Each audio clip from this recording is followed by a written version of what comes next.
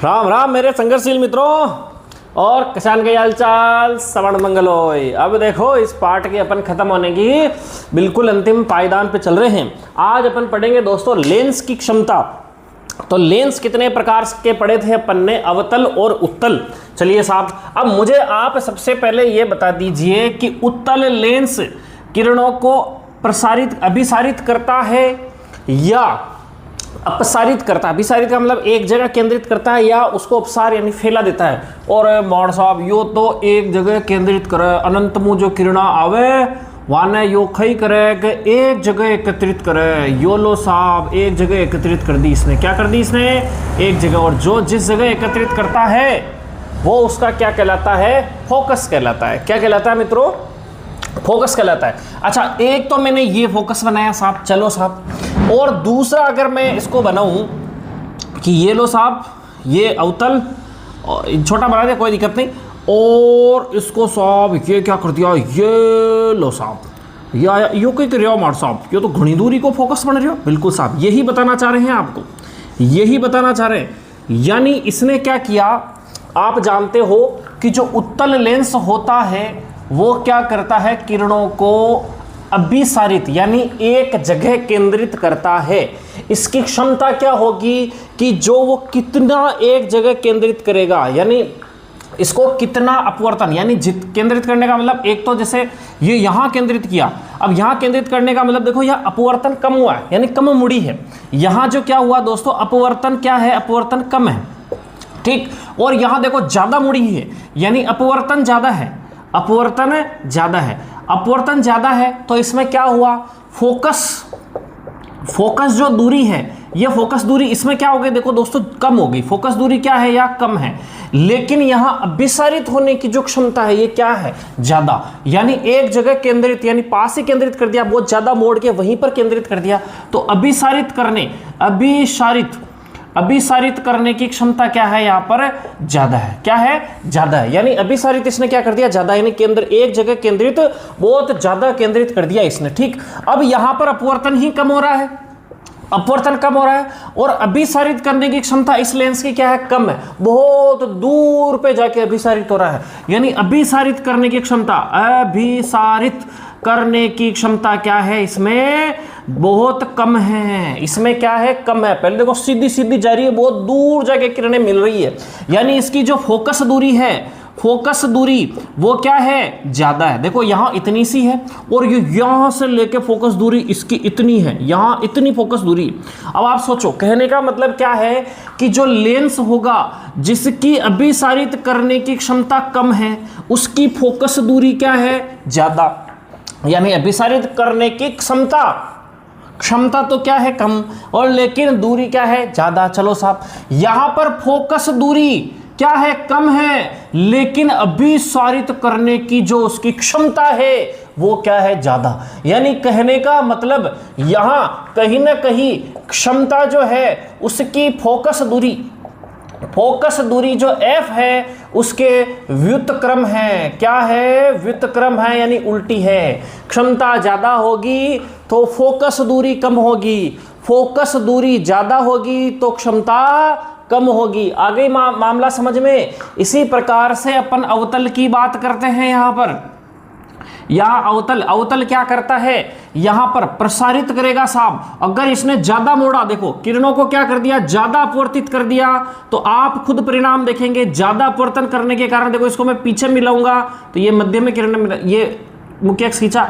और यहीं पर इसका फोकस बनेगा। यानी ज्यादा प्रसारित किया इसने, ज्यादा अपवर्तन हुआ, ज्यादा प्रसारित किया, तो फोकस दूरी इस लेंस के पास ही बन गई है। फोकस दूरी कैसी बन गई है, इस लेंस के पास ही बन गई है। इसके इतर अगर मैं इसको मोड़ू कम, इसमें अपवर्तन कम हो, इसमें फैलाने की क्षमता कम हो, अपसारित करने की क्षमता कम हो, तो क्या होगा, देखो ये अपसारित कर रहा है ना, ये देखो ये अपसारित यहाँ इतना ही कर रहा है, बस इतना ही अपसारित कर रहा है। तो होगा क्या, इसको पीछे की ओर कहाँ मिलेगा, ये बहुत दूर पे जाके कहीं पर मिलेगा। आई बात समझ में। तो इसकी फोकस दूरी क्या हो गई, यहां पर ज्यादा हो गई। फोकस दूरी ज्यादा हो गई तो इसको किरणों को फैलाने की क्षमता इसकी क्या हो गई, कम हो गई साहब। आई बात समझ में?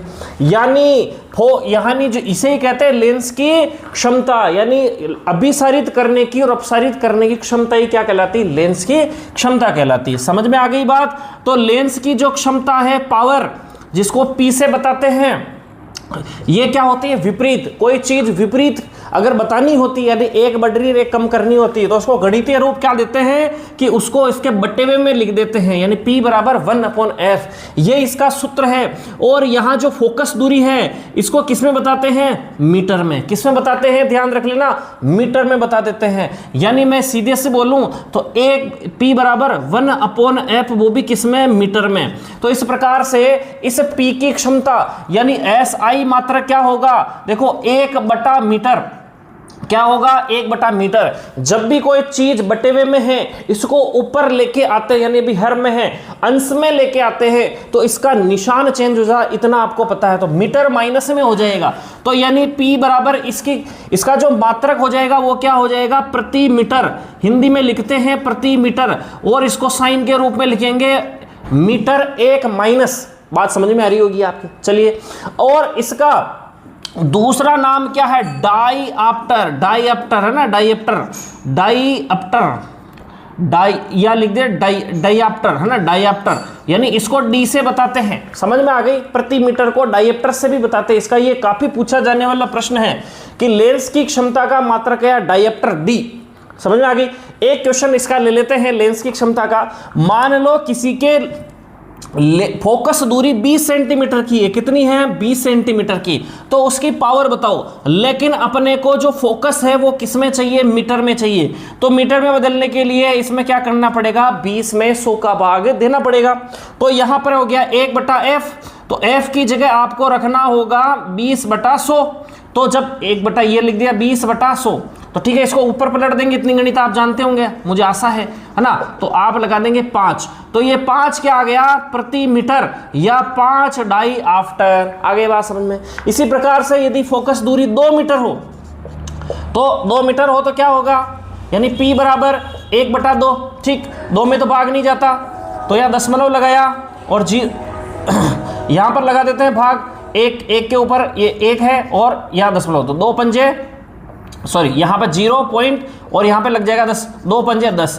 तो 0.5 डाईऑप्टर इसकी क्या आ गई दोस्तों? यहाँ पर क्षमता आ गई। समझ में आ गई? तो ये फॉर्मूला है, इसमें आप सेट कर सकते हो, कोई भी मान रख के। ये इसकी लेंस की क्षमता कहलाती है। अब आप मुझे बताइए, ये भी काफी बार पूछा गया प्रश्न है कि उत्तल लेंस की क्षमता धनात्मक होती है या ऋणात्मक? तो आपको मैंने निशान बता दिए हैं, पहले भी ये मैं समझा चुका हूं, चलो फिर से बता दिया जाए। अपवर्त इधर फोकस ये है आपका उत्तल लेंस, या फोकस बन रहा है लेंस के दाईं तरफ, और दाईं तरफ जब भी जाते हैं तो ये क्या निशान बनता है? धनात्मक। यानी उत्तल लेंस की क्षमता जो है वो कैसी होती है? धनात्मक। कैसी होती है? धनात्मक, है ना? अभी बताएंगे। पास वाले चश्मे हमेशा कैसे होते हैं? जो उत्तल लेंस के बने होते हैं, और वो हमेशा प्लस वाले होते हैं, जिसकी पास की नजर कमजोर होती है। यहां देखिए अवतल में फोकस किधर बन रहा है? लेंस के बाईं ओर, और बाईं ओर कौन सा निशान आता है? ऋणात्मक। कौन सा निशान आता है? ऋणात्मक। कौन सा निशान आता है? ऋणात्मक। यानी अवतल लेंस की फोकस इसकी जो क्षमता होती है वो कैसी होती है? ऋणात्मक। कैसी होती है? ऋणात्मक। समझ में आ गई बात? इसके अलावा आपके एक प्रश्न और काफी पूछा जाता है कि जो पानी का बुलबुला होता है, पानी का जो बुलबुला है वो किसकी तरह कार्य करता है? पानी का जो बुलबुला होता है पानी के अंदर किसकी तरह कार्य करता है? कई एग्जाम में प्रश्न पूछा गया। सीधा सा बात है, अवतल लेंस की तरह कार्य करता है। अवतल लेंस की तरह कार्य करता है। ऐसा नहीं कि वो फूल जाए तो आप समझ लो, क्योंकि पानी के अंदर होगा तो दोनों तरफ दबा हुआ होता, दोस्तों थोड़ा थोड़ा। तो किसकी तरह कार्य कर रहा है? ये अवतल लेंस की तरह कार्य कर रहा है। दोस्तों यहां अगर बात की जाती है कि एग्जाम में कई बार प्रश्न पूछा गया दोस्तों, जो यदि किसी लेंस या दर्पण, लेंस या दर्पण को पानी में डुबो देते हैं, पानी में डुबो देते हो तो क्या घटना होती है? तो दर्पण में किसी प्रकार का कोई परिवर्तन नहीं होगा। लेकिन लेंस की बात करते हैं, लेंस जो आपका कोई चश्मा लगाता है ना, वो भी सब लेंस ही है। ऐसा मत समझ लेना कि यार अपन पानी से धो दे तो इसमें कुछ उल्टा घटना हो जाएगी, कि नहीं, वो पानी के अंदर की बात की जा रही है कि लेंस में क्या परिवर्तन होगा पानी के अंदर। तो जो लेंस की होती है दोस्तों, वो क्या होती है? फोकस दूरी, फोकस दूरी में परिवर्तन हो जाता है। कितना परिवर्तन होता है? 4 गुनी बढ़ जाती है, 4 गुनी बढ़ जाएगी। अगर फोकस दूरी बढ़ जाएगी तो उसकी क्षमता क्या हो जाएगी दोस्तों? क्षमता कैसी हो जाएगी? उसकी कम हो जाएगी। समझ में आ गई? यानी 4 गुना क्या बढ़ेगी? फोकस दूरी बढ़ेगी, तो इसकी क्षमता 4 गुनी क्या हो जाएगी? कम हो जाएगी। अब नोट्स लिख लेते हैं अपना, है ना, छापो। हाँ देखो, छापो इसको। लेंस की क्षमता के बारे में मैंने लिख दिया है। अब थोड़ा मैटर और बचा है जो अगली स्लाइड में लिख देता हूं। स्क्रीनशॉट ले लो इसका, फिर आगे की ओर चलते हैं। हाँ मित्रों, छाप लो इसको। यहां देखो, कंफ्यूजन नहीं हो इसलिए दर्पण सूत्र और लेंस सूत्र को मैंने एक जगह लिख दिया है। केवल प्लस माइनस वाला ही अंतर है, ठीक है ना। फॉर्मूला वैसे ज़्यादा जरूरी नहीं है, आपके नहीं पूछा जाएगा, फिर भी एक बार नोट कर लीजिए। आगे की ओर बढ़ते हैं। देखो दोस्तों, अब पढ़ेंगे अपन प्रकाश का वर्ण विक्षेपण, यानी डिस्पर्सन ऑफ लाइट, यानी प्रकाश का वर्ण विक्षेपण क्या होता है। थोड़ा बहुत अपन ने पहले पढ़ चुके हैं। देखो होता क्या है, श्वेत प्रकाश की किरण। अब मुझे बताओ, श्वेत प्रकाश कोई होता है क्या? श्वेत रंग नहीं मार साहब, 7 रंगों का प्रकाश जो एक साथ मिल जाता है उसे कहते हैं श्वेत। ये आप सब जानते हैं। श्वेत प्रकाश की जो किरण होती है, जैसे ये श्वेत प्रकाश की किरण है किसी प्रिज्म, देखो प्रिज्म क्या होता है, ये इस प्रकार का आपने देखा ही होगा प्रिज्म। जब भी ये प्रिज्म से गुजरती है तो क्या होता है, श्वेत प्रकाश की किरण 7 रंगों में बट जाती है। 1 2 3 4 5 6 और 7 रंगों में बट जाना, यानी श्वेत प्रकाश की किरण का कितने रंग में बट जाना? श्वेत प्रकाश की किरण का 7 रंगों में बट जाना क्या कहलाता है? आपका वर्ण विक्षेपण। पहला प्रश्न तो यही है भाई, श्वेत प्रकाश की किरण का 7 रंगों में बढ़ जाना क्या कहलाता है? वर्ण विक्षेपण कहलाता है। कौन कौन से 7 रंगों में? साहब, बे जा नी है पी नाला। अल्लाह साहब, बे से बैंगनी, बैंगनी, जैसे जामुनी, न से नीला, और है से हरा, पी से पीला, और ना से नारंगी, और ला से लाल। इंग्लिश वाले कहे तो वी ब जी और, यानी वी से वॉयलेट, आई से इंडिगो, बी से ब्लू, जी से ग्रीन, वाई से येलो, ओ से ऑरेंज, और आर से रेड। समझ में आ गई बात? अब मार साहब देखो, इसमें जो लाल है वो लाल क्या है? पुष्पा है। और पुष्पा का डायलॉग क्या? झुकेगा नहीं साला, ये साला कम झुकता है। अगर जिसे देखो झुका हुआ कौन, ये नीचे नीचे का प्रकाश ज्यादा झुका हुआ है, यानी इसमें अपवर्तन ज्यादा हो रहा है। अपवर्तन ज्यादा होने का मतलब इसमें अपवर्तनांक क्या है? ज्यादा है। इसका अपवर्तनांक क्या है? ज्यादा। ठीक है साहब, अपवर्तन इसका क्या रहा? ज्यादा। और इस ऊपर वाले प्रकाश का अपवर्तन क्या हो रहा? कम। ये कम झुक रहा है। समझ में आ गई? नहीं, कम झुक रहा है। तो कम झुकता कौन है? पुष्पा। और पुष्पा मतलब लाल। ये लो साहब, तो ऊपर कर लो लाल, तो नीचे हो गया साहब बैंगनी। बैंगनी ने कहा कोई बात नहीं, हम झुक जाएंगे यार। बैंगन ने कहा ले यार भाई, वही लेट। नाम में क्या रहा देखो, इंग्लिश करे तो वही लेट, यानी क्या हो जाता है, ये लेट जाता है नीचे की तरफ, यानी नीचे की तरफ बढ़िया झुक जाता है बैंगनी। समझ में आ गई बात? तो सबसे ज्यादा अपवर्तन किसका होगा? बैंगनी का। नीचे कौन होगा? बैंगनी। समझ में आ गई? क्लियर मामला? चलो साहब, अगर और ऊपर ही ऊपर कौन? लाल। अब इसका समझो कि यानी किसी हर पदार्थ के अंदर प्रकाश की किरणों के रंगों का, समझना, रंगों की किरणों का तरंग दैर्ध्य, जिसे आप लेम्डा से बताते हैं, ये सबका अलग अलग होता है।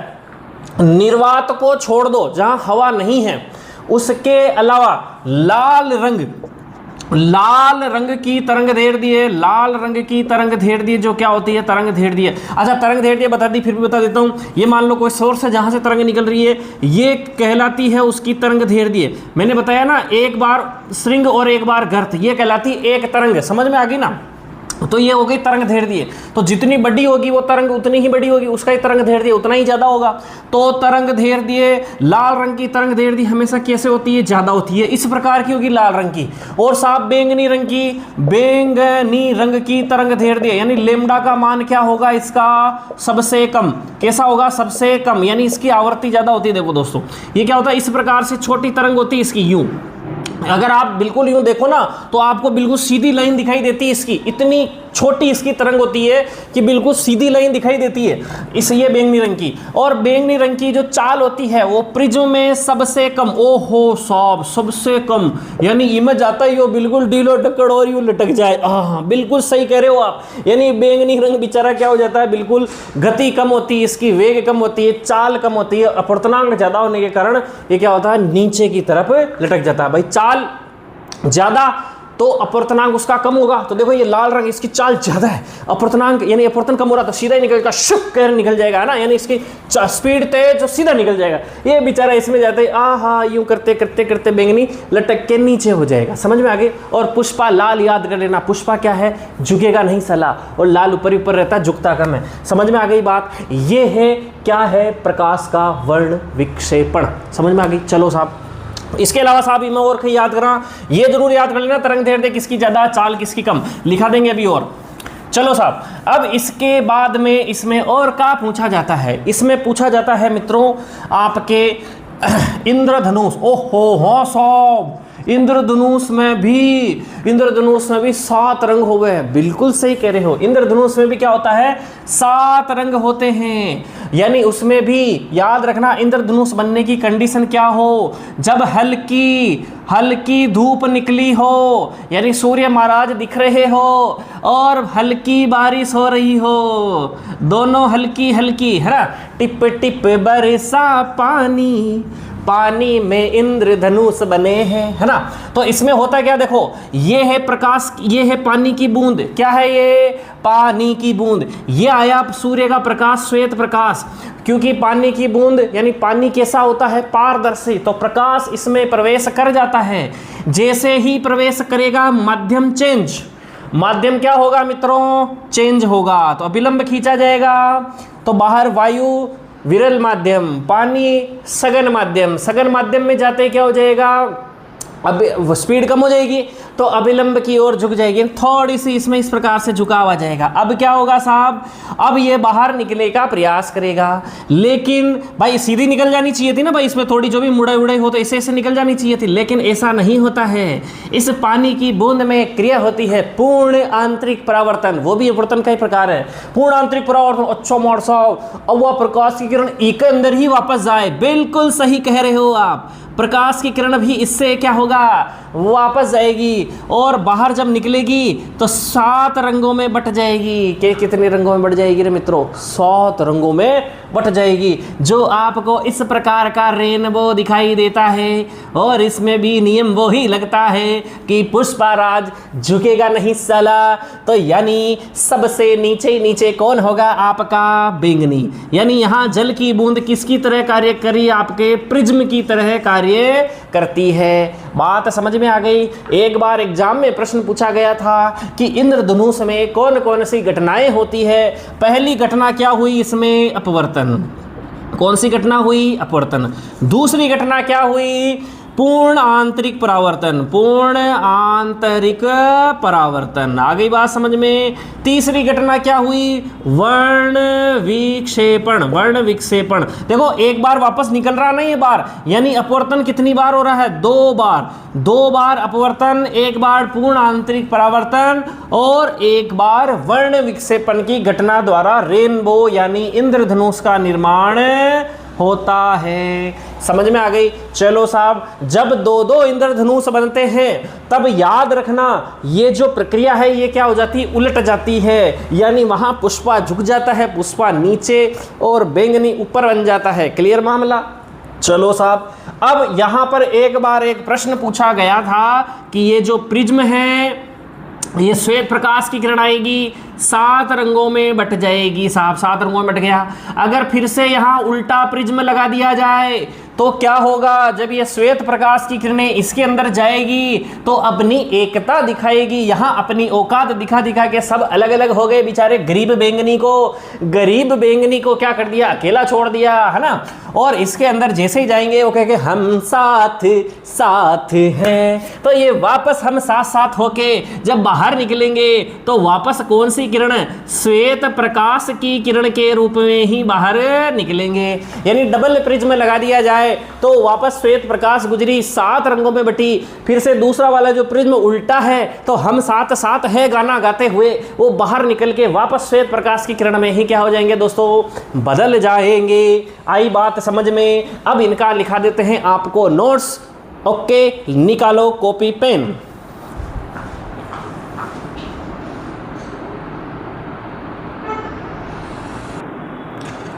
छापो। देखो दोस्तों, प्रकाश का वर्ण विक्षेपण लिख दिया है। अब इसके बाद में आपको लिखा देता हूं मैं इंद्रधनुष के बारे में। इसका स्क्रीनशॉट ले लो एक बार।